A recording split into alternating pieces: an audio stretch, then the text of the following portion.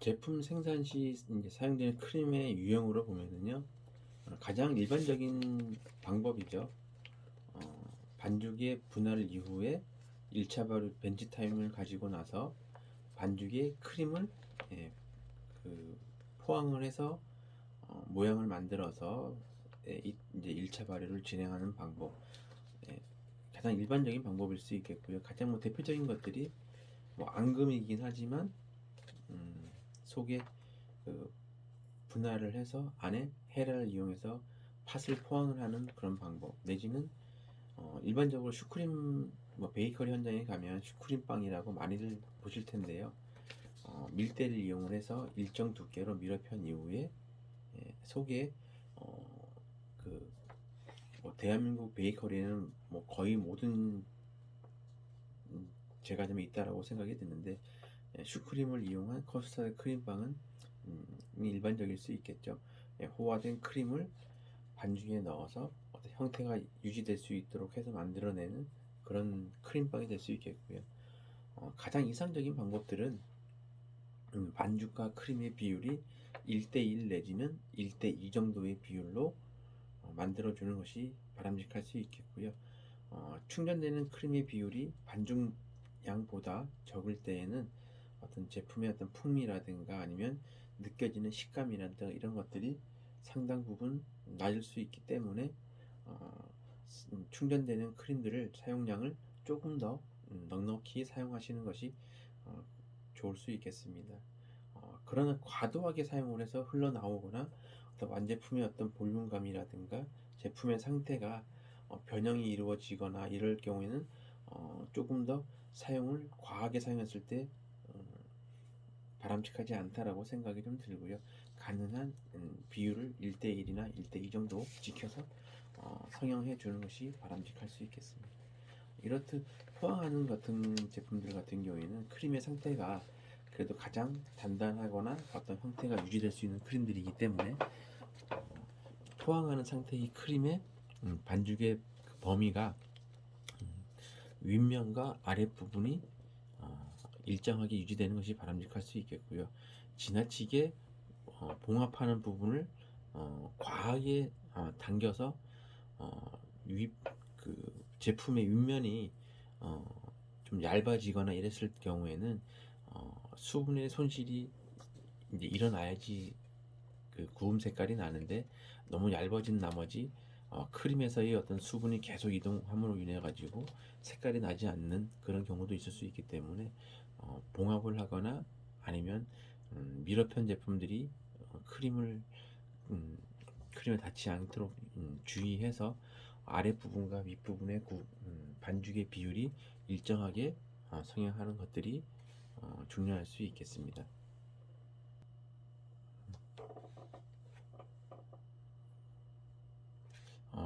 크림을 포항을 하지는 않지만 예외적으로 2차 발효가 완료된 이후에 제품 발효된 생지에 어, 좀 가볍게 휘핑한 예를 들면 버터크림이라든가 아니면 가벼운 크림들을 음, 베이스가 되는 반죽에 짜서 넣는 경우가 요즘에는 이제 좀 간혹 활용을 하고 있는데요.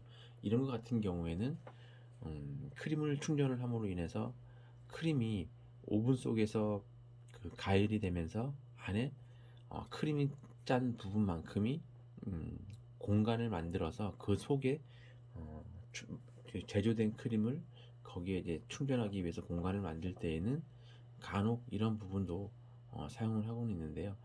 어, 예를 들면 좀 부드러운 제품들, 브리오슈라든가 유지 사용량이 많은 제품들 같은 경우에는 이런 예를 들어서 컵을 활용한다든가 틀을 활용한다든가 이랬을 경우에 속에 이제 굽고 난 이후에 크림을 충분히 충전을 하고 풍미를 조금 향상시키고자 할 때에는 이런 방법들도 사용을 하기도 하고요.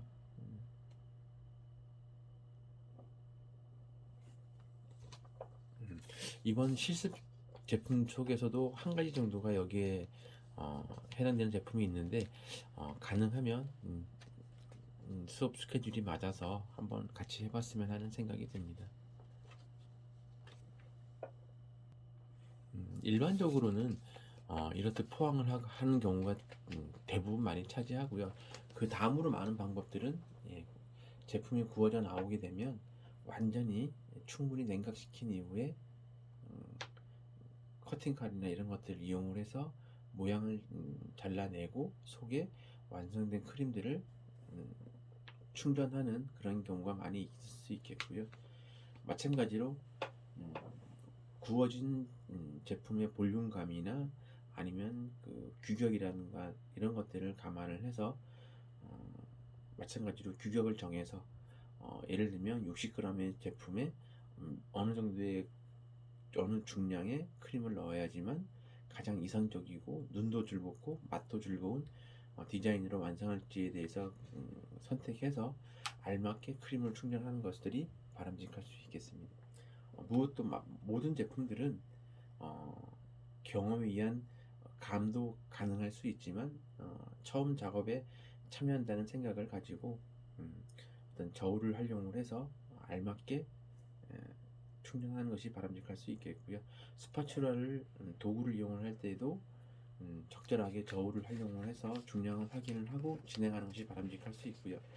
무엇보다 눈을 즐겁게 하기 위해서 모양 깍지를 사용을 한다라고 하면은 짤주물을 이용을 해서 모양을 낼 때 적절하게 크림이 중량이 잘 사용되었는지 확인을 하고 추후에 수량부터는 반복적으로 일정하게 충전하는 것이 바람직할 수 있겠습니다. 이렇듯 처음에 사용한 포항하는 그런 크림의 유형 같은 경우에는 작업이 그 추후에 크림을 충전하는 방법에 보다는 작업성이 다소 간편하다는 장점이 있는 장점일 수 있겠고요. 굽기 이후에 크림을 충전하는 경우에는 디자인이나 이런 부분들을 다양하게 활용할 수 있다는 그런 장점일 수 있겠고요. 사용되는 재료의 범위들, 가열되지 않은 재료, 예를 들어서 모양 각질을 이용했을 경우에는 모양을 좀 다양하게 할 수 있다는 장점이 있을 수 있겠고요. 또 무엇보다 굽고 난 이후에는 예를 들어서 요즘 같은 경우에는 계절에 따라서 여러 가지 데코레이션을 할 수 있는 여러 가지 과일들이 있을 수 있겠죠. 요즘에는 가장 이상적으로 딸기라든가 이런 것들을 활용을 하면 좀 더 눈도 즐겁고 맛도 좀 좋은 그런 제품을 연출할 수 있지 않을까 생각을 하고요. 무엇보다 굽고 난 이후에는 다양한 치즈라든가 아니면은 장식물로 활용할 수 있는 초콜릿들, 재료의 선택의 범위가 아무래도 조금 더 다양성 있는 제품들을 연출할 수 있지 않을까라고 생각을 해봅니다. 이렇듯 여기 나와 있는 과일이라든가 과일은 추후에 사용할 수 있겠지만 이 과일도 전처리를 한다든가 아니면은 했을 경우에는 충전하는 것도 가능할 수 있고요. 치즈 같은 경우에는 포항하는 것 같은 경우에는 순수 재료 그대로 사용하는 것들이 좋을 수 있겠습니다. 충전할 때는 예를 들면 크림치즈를 사용을 한다라고 하면은 거기에 포항하는 것 같은 경우에는 사용되는 비율들이 생크림이라든가 설탕이라든가 레몬즙이나 이런 것들이 지나치게 많이 사용을 하게 되면 오븐 속에서 끓어 넘쳐서 자칫 포항하는 제품들 같은 경우에는 모양이 찌그러들거나 끓어 넘쳐서 밖으로 새어나오는 현상이 있을 수 있기 때문에 사용 재료들이 제한이 있을 수 있겠고요. 이렇게 추후에 구워져 나온 이후에 충전을 할 경우에는 여러 가지 수분 재료들, 생크림이라든가 여러 가지 다양한 재료들을 사용하더라도 조금 더 안정적인 제품을 만들 수 있겠고요. 초콜릿도 포항을 할 경우에는 어떤 그 비율이 조금 단단한 그런 크림을 사용할 수 있는데 이렇게 구워져 나왔을 때에는 가나슈라든가 가나슈를 이용한 생크림을 첨가를 해서 조금 더 좀 달콤하고 부드러운 그런 크림류들을 만들 수 있다는 장점이 있을 수 있겠습니다. 세 번째는 2차 발효 이후에 아니면 굽기 중간에 크림을 충전하는 방법도 요즘에는 많이들 활용을 하고 있는데요. 예를 들면 브리오치 제품 같은 경우에는 굽는 시간이 짧기 때문에 2차 발효가 끝난 이후에 윗면에 가장 대표적인 것들이 커스터드 크림을 아니면 뭐 크림치즈 제품 크림치즈를 크림화를 해서 위에 토핑을 하고 구워내는 방법이 있을 수 있겠고요. 한때 많이 이제 활용을 했었던 뭐 예를 들면 먹물 연유, 저희가 이제 수업 시간에도 한번 진행을 해볼 텐데요. 먹물 연유 크림빵 같은 경우에도 2차 발효가 진행이 되고 나면 오븐 속에서 굽다가 3분의 2쯤 구워졌을 때 윗면에 커팅을 하고 크림을 넣을 공간을 확보를 해서 그 속에 크림을 짜서 구워내는 방법을 활용한 제품이 있을 수 있는데요. 아마 한 3주 정도, 3주차 정도에 여러분들하고 같이 한번 실습을 해볼 수 있지 않을까라고 생각을 하고요.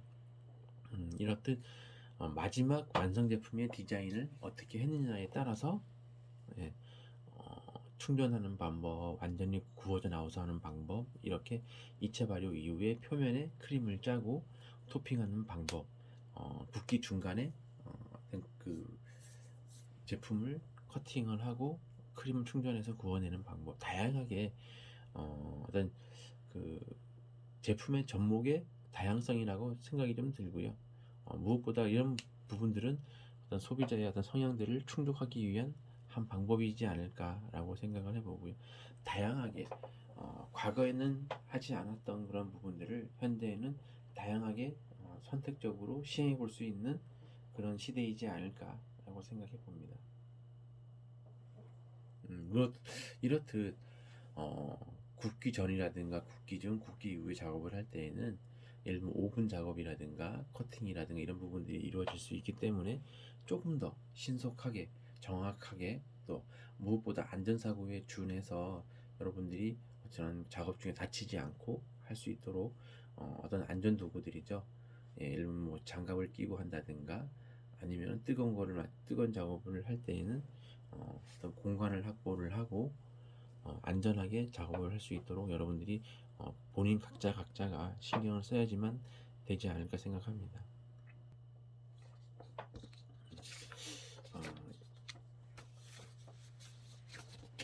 베이커리 현장에서 가장 많이 쓰는 크림이라고 제가 서두에 설명을 드렸는데요.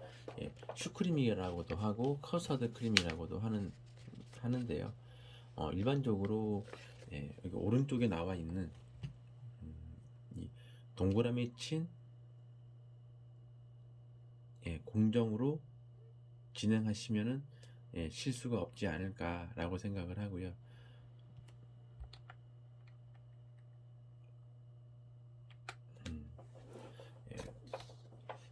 크림을 만들 때에는 먼저 시간이 걸리는 재료들을 먼저 계량을 하고 작업을 진행하는 것들이 시간을 절약할 수 있는 방법일 수 있는데 요즘에는 조금 고가이긴 하지만 바닐라빈을 많이들 활용을 하죠. 무엇보다 커스터드 크림이 가장 중요한 부분이 아닐까라고 생각을 하고요.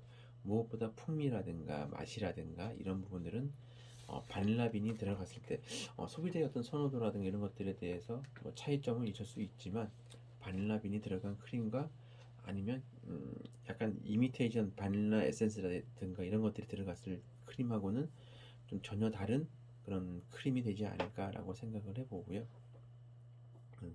바닐라빈을 활용을 할 때에는 동그라미 1번에서 먼저 바닐라빈을 뭐 커팅칼을 이용을 해서 반을 자른 다음에 속에 있는 바닐라빈 씨앗을 깔끔하게 제거를 해서 우유하고 설탕 A가 계량된 냄비에 넣어서 껍질까지 같이 넣어서 우려주는 게 중요할 수 있겠고요. 좀 더 풍미가 좀 뛰어난 제품을 하기 위해서는 이 상태로 예를 들어서 다음날 그 크림 끓일 양을 예측을 해서 미리 이 세 가지 재료들을 준비해서 냉장고에다가 미리 넣어놓고 충분한 시간을 우려내면 조금 더 풍미가 뛰어난 그런 크림들을 만들 수 있다라고 합니다. 하지만 그렇지 못할 경우에는 미리 우려낼 때에는 너무 화력이 세게 하기보다는 은은한 불에서 충분하게 천천히 끓여서 바닐라 빈의 풍미를 우러내는 것들이 중요할 수 있겠고요. 이렇게 해서 동그라미 1번을 80도까지 가열을 해서 준비를 하면 되겠고요.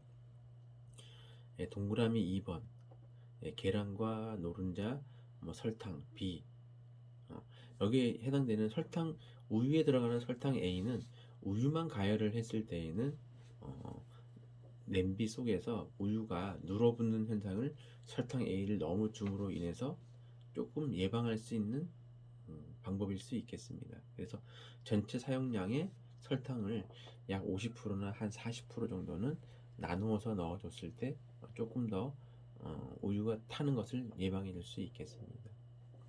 그래서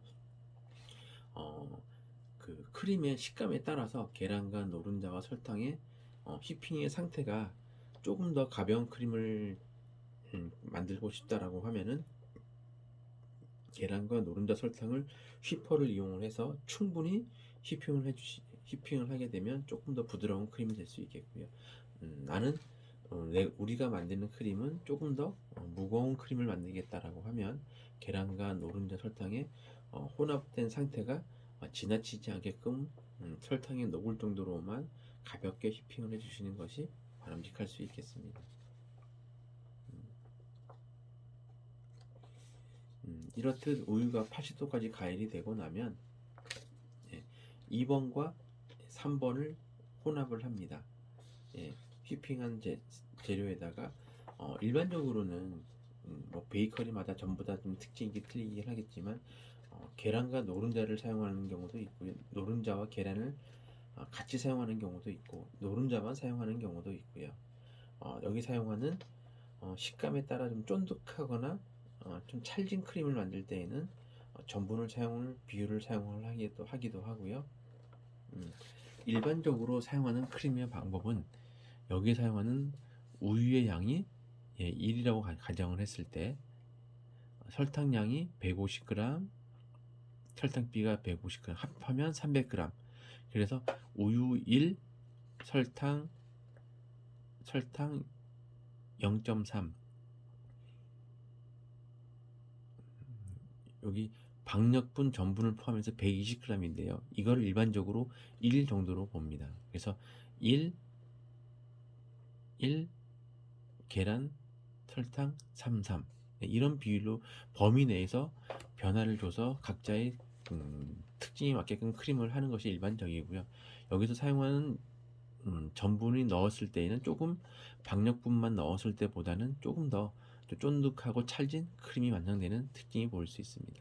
만약에 전분만 사용했을 때에는 좀 지나치게 단단하거나 좀 그런 크림이 완성될 수 있으니까 한번 완성해 보시고 각자의 특징이 맞게끔 하는 것이 바람직할 수 있겠습니다. 그래서 일이 가열되는 중간에 사이에 2번을 준비를 하고 3번을 준비해서 2번과 3번을 플러스해서 준비해 놓은 상태가 준비가 되면 우유가 살균해서 80도에 이르게 되면 2번과 3번이 완성된 상태에서 이를 조금씩 넣어서 휘퍼를 이용해서 저어주면서 이를 충분히 순차적으로 혼합하는 것이 바람직할 수 있겠습니다.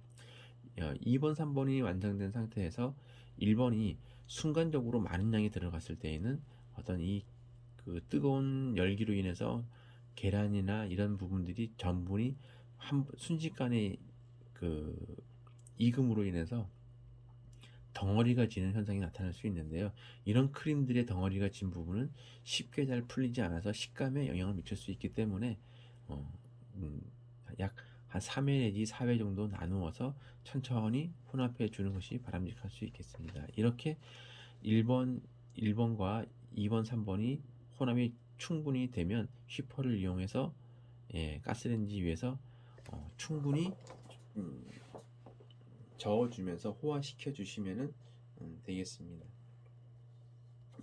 골고루 저어주면서 바닥에 눌지 않게끔 바닥이 지나치게 열이 강할 때에는 바닥이 쉽게 누를 수 있기 때문에 지나친 그 열기보다는 알맞은 화력 조절을 해서 순차적으로 그 냄비나 동그릇을 저어주면서 천천히 저어주면 호화시키면 되겠습니다. 호화된 상태는 예, 거품기를 이렇게 들었을 때 거품기와 거품기 사이에 얇은 피막이 형성되는 그런 단계면 가장 이상적인 상태로 볼 수 있겠고요. 그렇게 호화가 완성이 되고 나면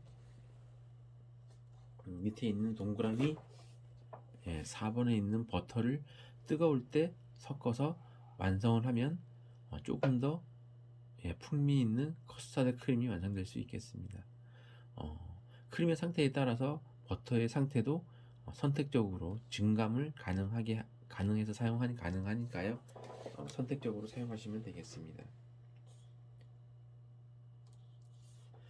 그리고 무엇보다 냉각을 시킬 때에는 이렇게 뜨겁게 호화된 크림들은 공기 중에 수분과 만났을 때 껍질이 형성되는 특징이 보일 수 있기 때문에 반드시 완성된 크림은 뜨거운 끓였던 그 도구들은 뭐 볶는 그릇이든 냄비에서 빠르게 다른 그릇으로 옮기는 것이 바람직할 수 있고요.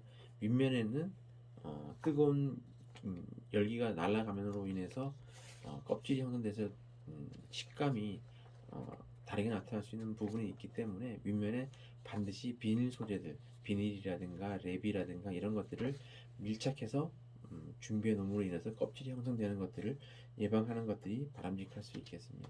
이렇듯 끓여진 크림은 신속하게 얼음물이라든가 이런 것들을 이용해서 신속하게 냉각시켜 주는 것이 바람직할 수 있겠습니다.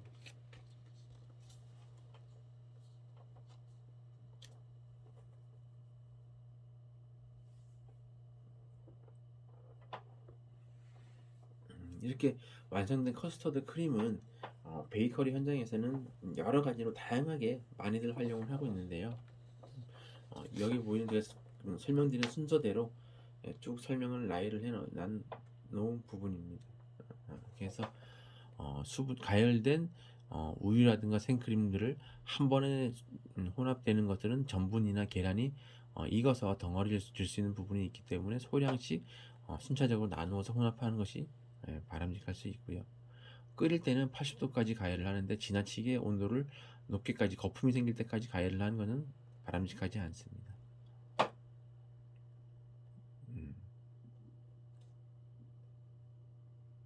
버터를 섞을 때는 반드시 가스를 끈 상태에서 신속하게 섞어 주시는 게 좋을 수 있겠고요. 이렇게 덜어낸 상태에는 얼음물이라든가 비닐을 덮어서 껍질이 형성되는 것들을 예방하면 식감은 균일하게 유지될 수 있겠습니다. 그래서 신속하게 식혀서 사용하시는 것이 좋은 식감의 크림을 완성할 수 있는 방법입니다. 이렇게 다양하게 베이스가 될 수 있는 윈도우 베이커리에서는 커스터드 크림들을 많이들 활용을 하는데요. 기본 크림에 여러 가지 크림들을 섞어서 변화를 주고 있습니다. 이렇듯 이런 많은 지나치게 많은 공정은 아니지만 이런 것들이 작업이 진행되는 공정은 상당 부분 시간이 필요한 반면에 여기 첫 번째 나오는 가공된 크림 같은 경우에는 일반적으로 프리믹스라고 하죠. 커스터드 크림, 커스터드 믹스 아니면 프리믹스 이런 것들 같은 경우에는 프리믹스 375g에 우유 약 1000g 정도를 넣어서 휘퍼로 가볍게 저어 놓으면 크림이 완성되는 그런 크림들이 되겠습니다. 하지만 이렇게 완성된 크림은 식감이 베이커리에서 직접 이렇게 가공된 커스터드 크림보다는 식감에 있어서 상당 부분 차이가 나는 그런 부분들을 볼 수 있습니다. 여러분들은 선택적으로 작업 환경에 맞게끔 활용하면 되지 않을까라고 생각을 하고요. 일반적으로는 이렇듯 크림 베이커리에서 슈크림을 베이스로 할 수 있는 크림 디프로마트 크림, 크림 파티시에 슈크림에다가 크림 샹티 휘핑된 생크림을 200g 내지 300g, 뭐 100g 범위 내에서 섞어서 사용을 하게 되면 이게 크림 디프로마트 크림이 될 수 있겠습니다. 예를 들면 뭐 베이비 슈크림이라든가 기타 다양한 식감을 나타낼 때 뭐 비율을 좀 변화를 줘서 사용하시면 되겠고요. 크림 샹테라고 하는 것은 생크림 예, 1kg을 기준으로 약 한 설탕 70g, 뭐 예를 들면 생크림하고는 오렌지 계열의 리큐르가 가장 잘 어울리니까 리큐르를 20g 정도를 혼합을 해서 휘핑을 해서 사용하는 것이 크림 샹티가 되겠습니다. 이렇게 다양하게 요즘에는 뭐 예를 들면 뭐 에클레어라든가 빵이라든가 아니면은 비스켓슈라든가 이런 쪽에 다양하게 많이들 사용을 하고 있고, 이러다 보니까 이런 슈크림만 이용을 했을 때는 약간 맛의 변화가 좀 부족하다 보니까 요즘에는 이런 그 슈크림 베이스에다가 크림 치즈라든가 마스카포네 치즈라든가 아니면 샤워크림, 생크림, 버터크림 이런 혼합하는 비율을 따라서 다양하게들 많이들 변화를 주어서 사용을 하고 있습니다.